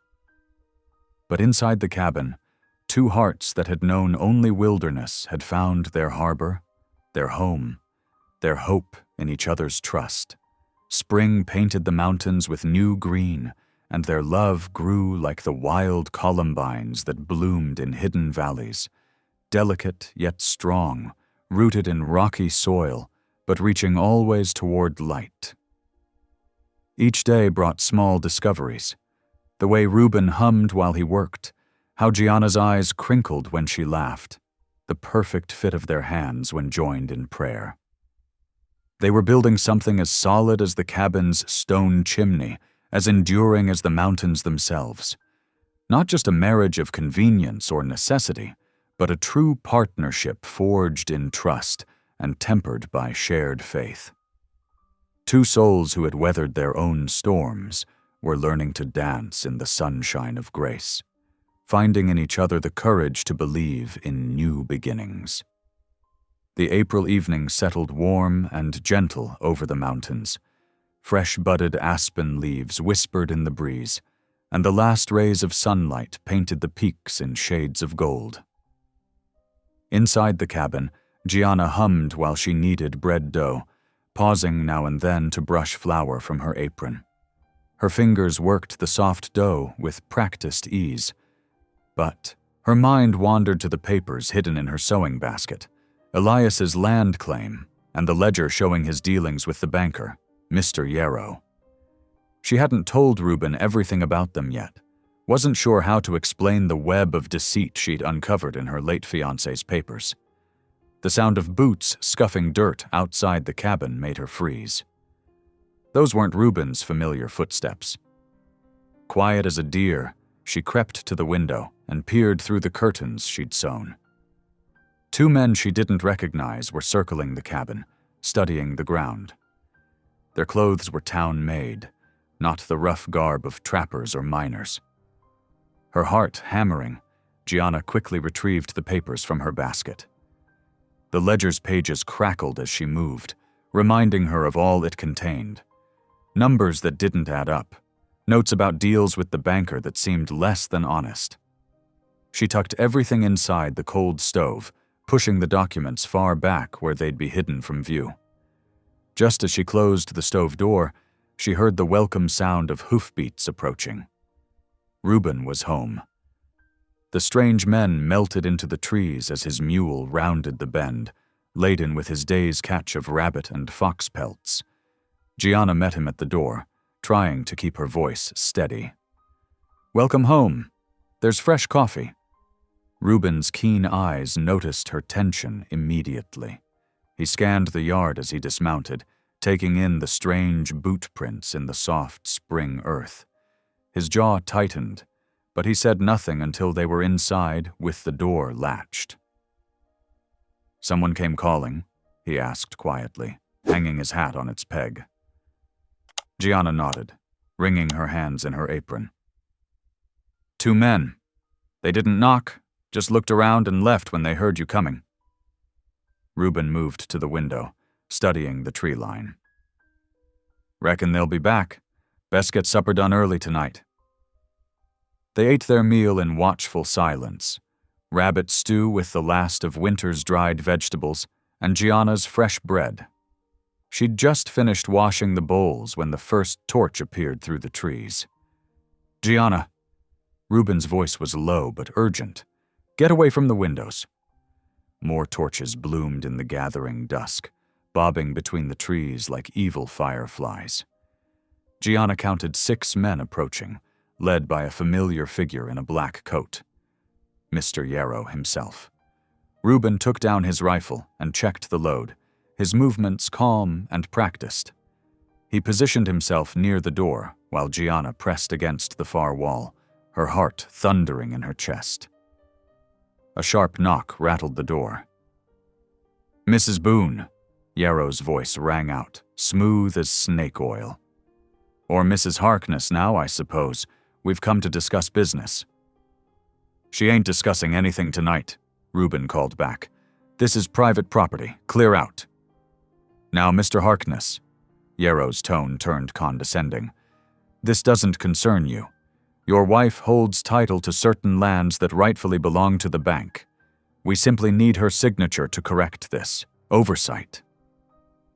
Gianna's fingers found the cross at her throat. She knew what the ledger revealed. How Yarrow had used Elias to claim Ute lands illegally. How the banker's schemes went far deeper than anyone suspected. "My wife," Reuben's voice carried the quiet danger of a mountain storm. "Ain't signing anything. You want to talk business? Come back in daylight, without the torch party." A different voice called out, rough with threat. "Don't be fool-headed, trapper. Ain't natural for a man to live so long in these mountains alone. Accidents happen." "That they do," Reuben agreed coldly. "First man steps foot on my porch is liable to have himself an accident right quick." The silence that followed felt sharp as a knife edge. Gianna could hear the men muttering, the crackle of their torches, the soft whisper of steel leaving leather as weapons were drawn. "Last chance," Yarrow called. "Sign the papers now, Mrs. Harkness, or things might get unpleasant for you and your mountain man." Reuben's rifle barrel gleamed in the lamplight as he aimed through a gap in the door. "You've got till I count 3 to clear my property. 1. More muttering outside. The torch flames wavered as men shifted position. 2.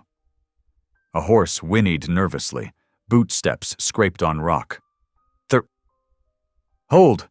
Yarrow's voice cracked like a whip. "No need for bloodshed tonight. But this isn't over, Mrs. Harkness. That land will come to the bank, one way or another." The torches began retreating, their light diminishing as the men withdrew into the forest. Reuben kept his rifle trained on the door until the last sound of horses faded into the night.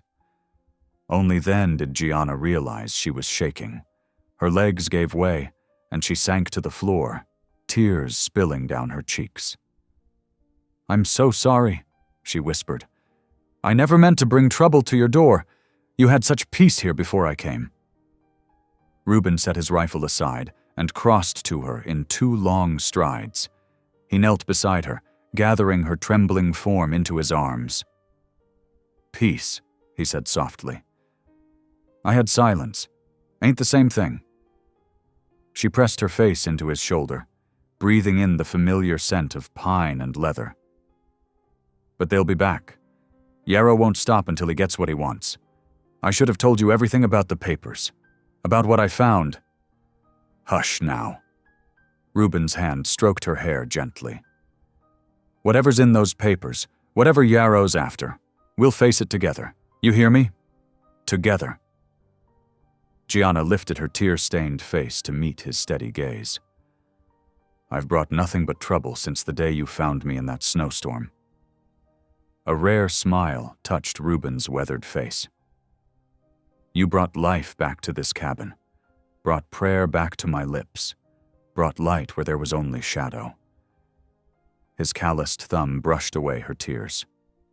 You're my home now, Gianna. Whatever comes, that ain't changing. The embers in the stove crackled softly, casting a warm glow over them both. Outside, an owl called into the darkness. A lonely sound that no longer matched the feeling in Gianna's heart. Here, wrapped in Reuben's strong arms, she felt something she'd almost forgotten existed. Belonging. She took a shaky breath. The papers, they're in the stove. I should show you what they say. Why Yarrow wants them so badly. Tomorrow, Reuben said firmly. Tonight we pray, then we rest. Whatever storm's coming, we'll weather it better after sleep. They knelt together beside their bed, hands clasped tight. Gianna's voice trembled as she began the familiar words, but grew stronger as she felt Reuben's solid presence beside her. His own prayer was simple, but fierce, for protection, for guidance, for strength to stand together against whatever threats tomorrow might bring. The night settled around their cabin like a dark blanket. No more torches appeared through the trees, but Reuben kept his rifle close as they prepared for bed. Gianna hung her dress carefully, smoothing the worn fabric with hands that still shook slightly. I meant what I said. Reuben's voice came quiet through the darkness as they lay side by side. You're my home now. Ain't no banker or his hired gun's gonna change that. Gianna found his hand in the darkness and squeezed it tight. The papers in the stove held secrets that could shake the foundations of Uray's most powerful men. Tomorrow, she would show them to Reuben, would trust him with the full weight of what she'd discovered. But tonight, in the warmth of their bed, with his steady breathing beside her, she felt stronger than she had in months. Whatever Yarrow planned, whatever storms gathered on their horizon, they would face them together. Their love, like the mountains themselves, would stand unmoved against the wind and weather of mortal threats. In this they trusted, as sleep finally claimed them both. The embers in the stove glowed soft and steady through the night, keeping watch over the secrets they held, while outside, spring wind whispered through the aspens like a promise of hope yet to come. Dawn painted the mountains gold as Reuben saddled his mule. The air held spring's promise, crisp mornings warming to gentle afternoons. He checked his rifle one last time, memories of last night's torches still fresh. I won't be more than 3 hours, he told Gianna, who stood in the doorway wrapped in her shawl. Need those nails to fix the roof before the rains come. She nodded, trying to hide her unease. Be careful in town. Yarrow's men might be watching. Always am. He touched the brim of his hat. Bar the door while I'm gone. The Ute family that camps by the creek, they'll keep an eye out. Thomas Running Deer and his wife are good folk. Gianna managed a small smile. I know. Sarah showed me which plants will grow best in the garden once the soil warms. Reuben mounted up, the morning sun warming his back. He didn't want to leave her, not after last night's threats, but they needed supplies. The roof wouldn't fix itself. I'll be back before you know it, he promised. She watched until he disappeared around the bend, then went inside to tackle her morning chores. The cabin felt empty without him, but she had work to keep her hands busy. Bread to bake, floors to sweep, seeds to sort for planting. Time passed slowly. She hummed hymns to fill the silence, pausing now and then to peer through the windows. The morning grew warmer, birds calling in the trees. Everything seemed peaceful enough, until the smell of smoke reached her nose. At first, she thought it was just the stove. But this was different, sharper, more acrid. Her heart jumped as she ran to the door. Black smoke billowed from the back of the cabin where the root cellar stood. Flames were already licking up the outer wall. "No!" She grabbed buckets, racing to the creek. But the fire spread too fast, feeding on the dry wood. Heat drove her back as she tried to douse the flames. "Help!" she screamed. "Someone help!" Running feet answered her cry. Sarah Running Deer appeared with her teenage sons, carrying more buckets. They formed a line to the creek, passing water up the slope. Thomas Running Deer worked to break down the burning wall with an axe, trying to stop the fire's spread. But the flames had too much of a head start. They roared through the roof, sending sparks into the clear spring sky. The heat grew unbearable. Gianna watched in horror as her home, their home, turned to ash before her eyes.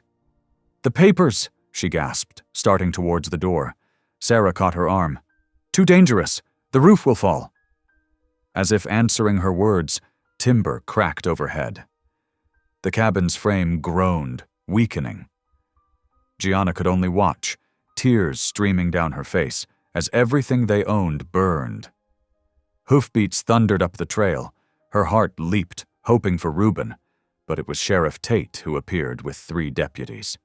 Behind them rode Mr. Yarrow, his face a mask of false concern. "Stand back, everyone," Tate ordered. "Let's get this under control." The deputies joined the bucket line, but it was too late.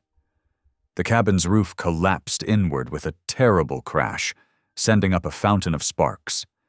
After that, they could only work to keep the fire from spreading to the trees. "Quite a tragedy," Yarrow commented, still mounted on his horse. Though perhaps not unexpected, given the company Mr. Harkness keeps. Gianna whirled to face him. "What do you mean?" The banker gestured toward the Running Deer family. "Harboring savages, letting them this close to town. Why, they might have set the fire themselves." "That's a lie!" Gianna's voice shook with fury. "They came to help. They're our friends." "Friends?" Yarrow's lip curled.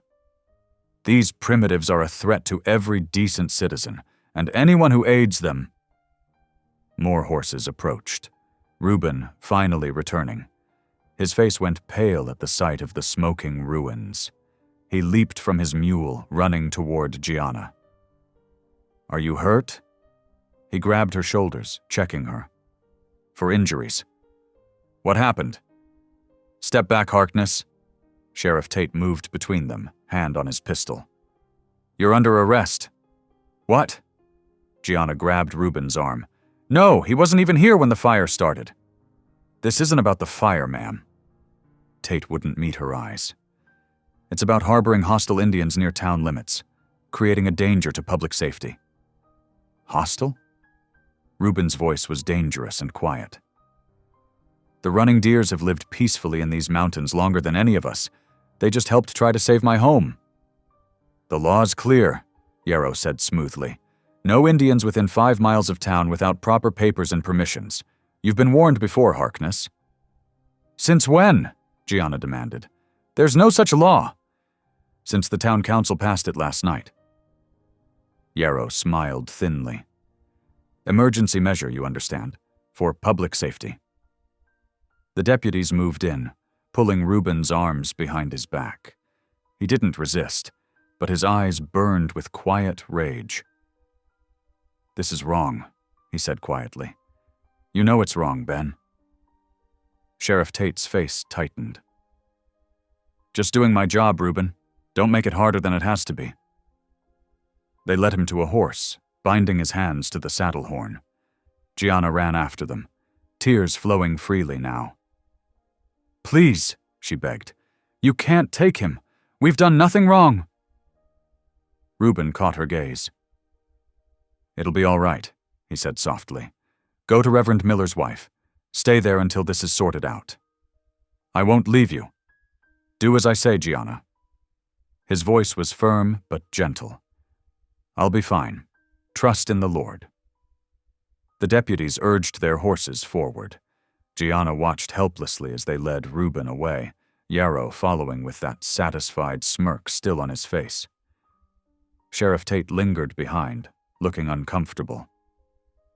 "I'm sorry, Mrs. Harkness," he said gruffly, "but the law's the law."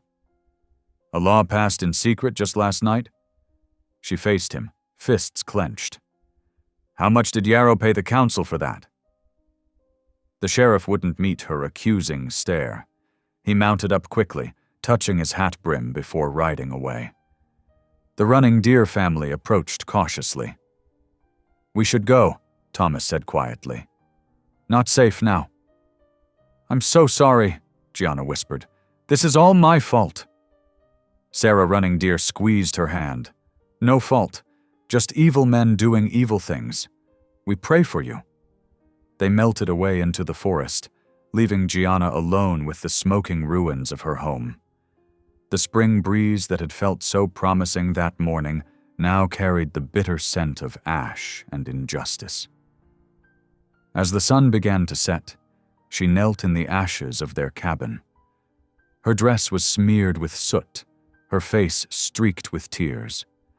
The heap of charred timber still smoldered, occasional sparks rising into the darkening sky like dying fireflies.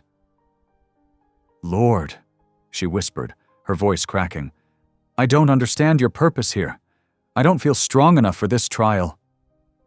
She touched her cross, its metal warm against her throat.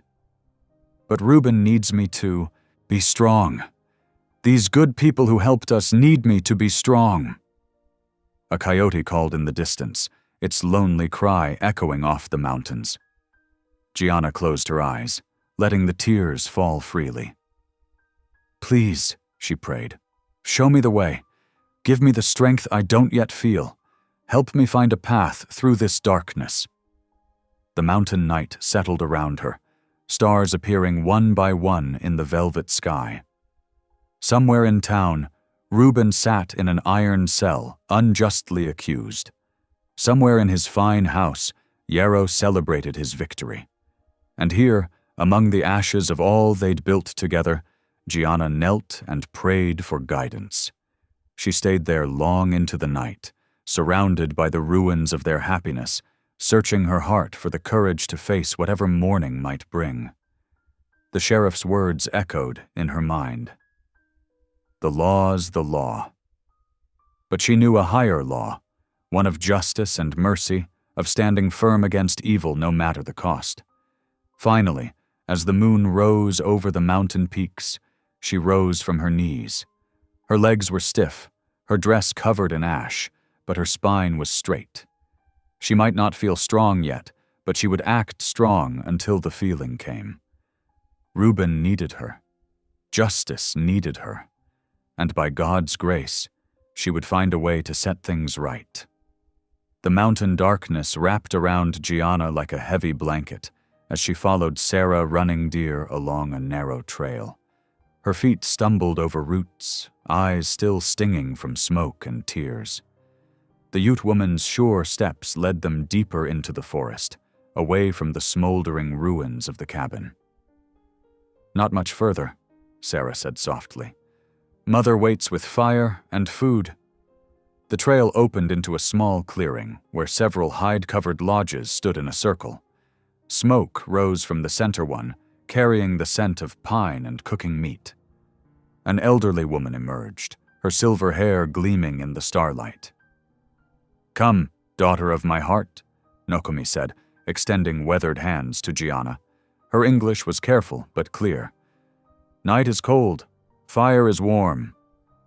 Inside the lodge, furs lined the ground, and a small fire cast dancing shadows on the walls. Nokomi ladled hot soup into a wooden bowl and pressed it into Gianna's trembling hands. "Eat," she commanded. "Then we talk of important things." Gianna sipped the rich broth, feeling warmth spread through her chest. Her mind still raced with images of Reuben being led away, but the simple kindness of these women began to calm her racing heart. "Your man, Reuben," Nokomi said after Gianna had eaten. "He is good man, has been friend to Ute people many years." "I didn't know," Gianna whispered. "He speaks so little of his past." Nokomi nodded, reaching for a leather pouch near her bedroll. "6 winters ago, my grandson fell through river ice. Reuben jumped in, pulled him out, carried him 2 miles through snow to warm him." She smiled at the memory. "Since then, he is brother to us." Tears welled in Gianna's eyes. It was just like Reuben, doing what was right without ever speaking of it. "The banker man," Nokomi continued, her face growing serious. "He wants land that is not his to take." She pulled yellowed papers from the pouch, carefully unfolding them in the firelight. "This is truth he tries to hide." Gianna leaned closer, squinting at the faded writing. It was a treaty, signed by territorial officials and Ute leaders 15 years earlier. The document clearly showed that the disputed land was protected ground, guaranteed to the Ute people in perpetuity. "But this changes everything," Gianna's hands shook as she read. "This proves Yarrow has no right to that land, and that the council's new law about keeping Indians away, it's all just to cover his theft." "Yes." Nokomi's dark eyes held wisdom and sorrow. "But courts of white men do not always listen to Indian truth, need strong voice to speak for us." She pressed the treaty papers into Gianna's hands. "You have such voice, daughter, and pure heart to use it well." Gianna clutched the precious documents, mind racing. "The circuit judge, he'll be in Durango next week for court sessions. If I could get these papers to him—" "Is long journey," Sarah warned. 3 days by wagon if weather holds. Roads still have snow." "I don't care." Determination filled Gianna's voice. "Reuben needs me. Your people need me. I won't let fear stop me from doing what's right." Nokomi smiled, touching Gianna's cheek with a gentle hand. "You have warrior spirit in gentle heart. Creator chose well when he brought you to our mountains." They talked long into the night, making plans. Sarah's eldest son would help Gianna salvage what she could from the cabin ruins at first light. They had an old wagon she could use, and knew which roads would be passable this early in spring. As the fire burned low, Gianna curled up in soft furs, exhausted but no longer feeling lost. The treaty papers rested safely in a leather satchel beside her. Tomorrow she would begin her journey to Durango, carrying truth that could save both her husband and her new friends. Just before dawn, she rose and helped Sarah pack the wagon with supplies. Dried meat, blankets, the precious documents. Her hands trembled as she hitched the running deer's sturdy mountain pony to the traces, but her heart was steady. Nokomi emerged from her lodge as the sun's first rays touched the peaks. She pressed a small medicine pouch into Gianna's hands. "For strength on the trail," she said, "remember, you carry not just paper, but hope for many hearts." Gianna hugged the old woman tightly. "Thank you," she whispered, "for everything." The pony's hooves crunched on patches of lingering snow as Gianna guided the wagon down the mountain trail. The morning air bit cold and sharp, but she barely noticed. Her mind was focused on the road ahead, on the judge who must hear truth, on Reuben waiting in his cell. She touched the cross at her throat, remembering his words. "Trust in the Lord." The sun rose higher, warming her face as she pointed the wagon south toward Durango. 3 days of hard travel lay ahead, but she was ready. Love and justice would light her way. The mountain road wound before Gianna like a muddy serpent. Her borrowed wagon creaked through endless ruts, wheels fighting the thick spring muck. Sleet pelted her face as evening approached, each icy drop another test of her resolve. "Just a little further," she whispered to the straining pony. The treaty papers, wrapped carefully in oilcloth, rode safe in her satchel. Near dusk on the first day, a sickening crack split the air. The left rear wheel had struck a boulder, splintering 3 spokes. Gianna's heart sank as the wagon listed sharply. "Lord, I need your help," she prayed, shivering in the growing dark. Providence answered through Mr. Fletcher, a weathered rancher who found her trying to prop the wheel. He offered his barn for shelter and promised to repair the damage by morning. "Ain't much," he said gruffly, "but my wife left some bread before she passed." Gianna shared the loaf with him, and seeing his loneliness, sang "Amazing Grace" in her clear, sweet voice. Fletcher wiped his eyes, mumbling thanks as he worked the wheel. Miles away in the Ouray jail, Reuben knelt on cold floorboards. His prayers, rusty from disuse, grew smoother with each passing hour. "Lord," he whispered, "keep her safe. I've held on to bitterness too long. Take it from me. She showed me how to trust again." The second day brought more mud and worn muscles, but Gianna pressed on. She slept in another kind farmer's barn, rising before dawn. When Durango's courthouse finally appeared through the afternoon haze, she was exhausted but undefeated. Her clothes were travel-stained, her hands rough from the rains, but her spine was straight as she climbed down from the wagon. The treaty papers felt warm against her heart, like a promise about to be kept. The courthouse buzzed with whispers as Gianna stood before Judge Wilson. Her hands trembled, but her voice remained steady as she began to speak. Yarrow's lawyer, Mr. Prescott, adjusted his spectacles with a smirk. "Your Honor, if I may interrupt this domestic display," Prescott drawled. "The woman clearly doesn't understand legal matters. Her kind belongs in the kitchen, not—" "My kind, sir?" Gianna's quiet words cut through his mockery. She withdrew the oilcloth-wrapped papers with careful hands. "I reckon these documents speak clear enough." She unfolded the treaty, its edges worn but text still bold. Her voice grew stronger with each word as she read aloud the federal protection guaranteed to the land in question. The courtroom fell silent. "Furthermore," she continued, "I bring witnesses." She gestured to where Nokomi stood, dignified in her tribal dress, and Mr. Fletcher, the rancher who'd helped her on the road.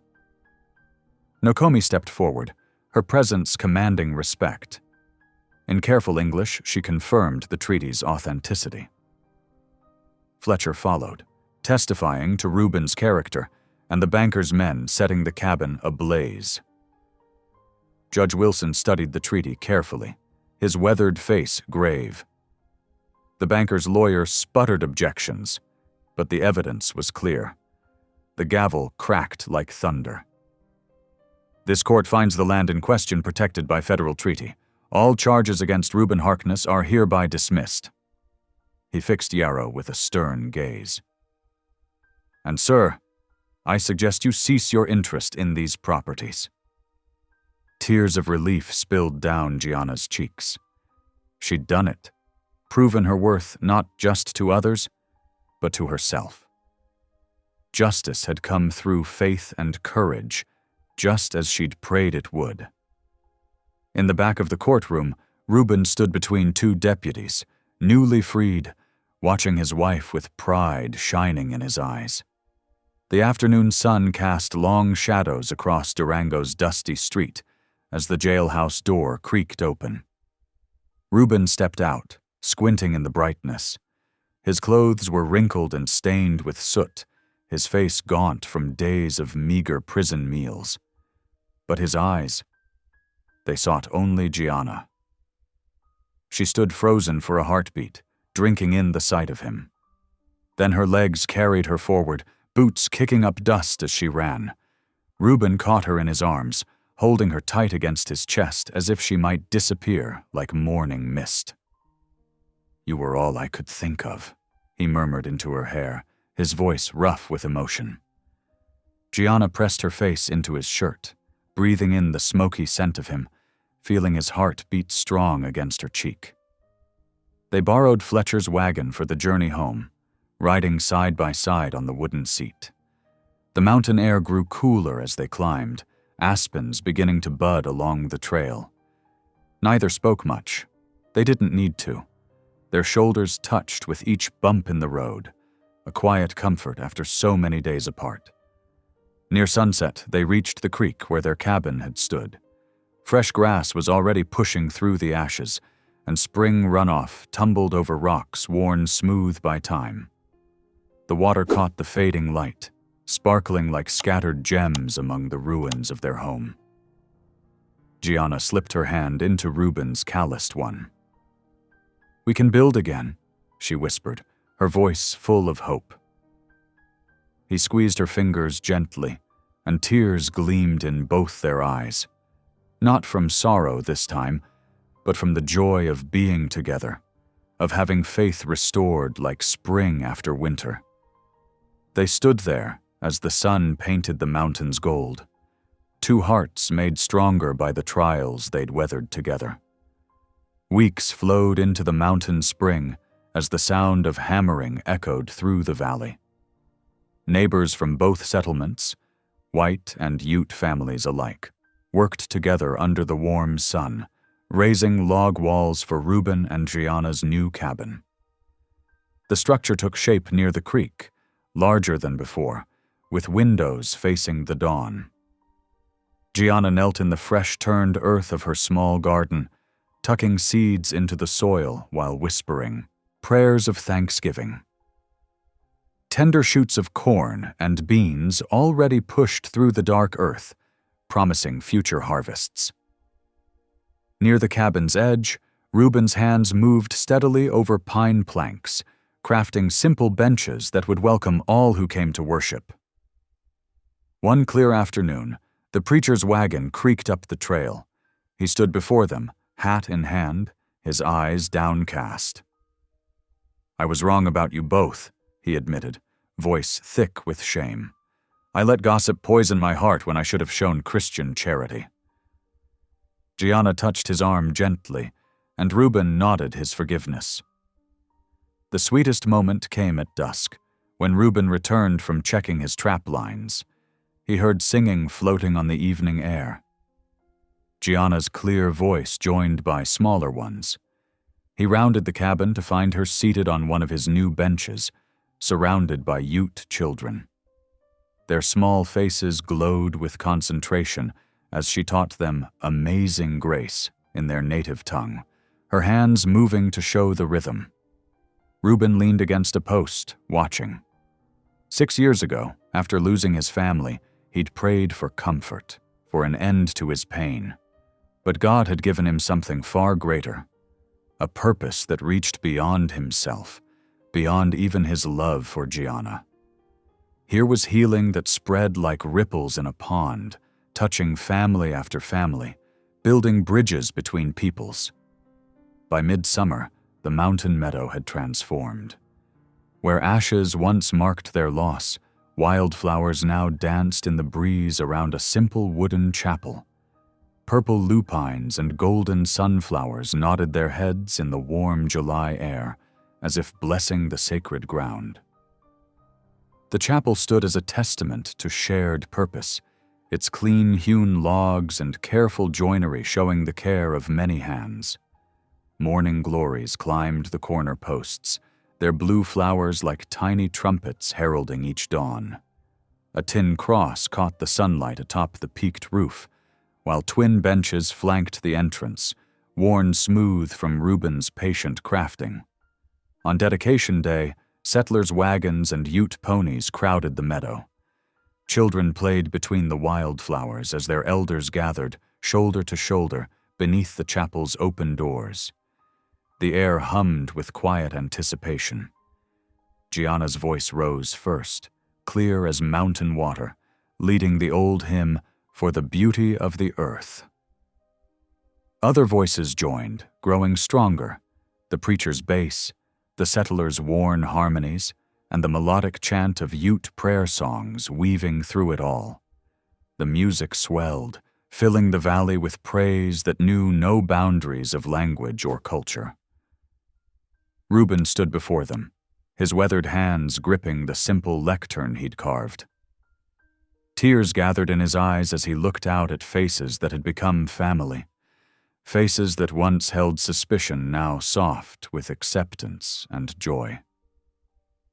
"Lord," he began, his deep voice breaking with emotion, "you took my bitterness and made it sweet. You sent me a stranger who became my heart's own. You turned our trials to triumph and our sorrows to song." He paused, drawing a shaky breath. "Thank you for teaching us that your love knows no borders, that your grace makes brothers of us all." As the sun began its descent behind the peaks, painting the sky in brush strokes of rose and gold, the gathered families shared a simple feast on quilts spread between the flowers. The evening air filled with laughter and the mingled scents of pine sap and fresh bread. Reuben found Gianna near the chapel steps, her face glowing in the sunset light. He drew her close, his voice soft but fierce with conviction. "You'll never beg to be thought of again," he whispered against her hair. "You're written on my heart, same as these mountains on the sky." She smiled, resting her head against his shoulder as the first stars appeared above the peaks. From the chapel's modest bell tower came the clear, sweet tone of bronze ringing across the valley, a sound of welcome, of belonging, of faith restored and love sanctified. The bell's song echoed off the mountainsides, carrying their story to the heavens. Two souls who had found each other in the depths of winter, now standing blessed in summer's glory, their lives joined forever under God's endless sky. Thank you for listening. Stories connect us in the most unexpected ways. If you felt that spark today, make sure you're subscribed. I share a new one daily, and the next might change your day.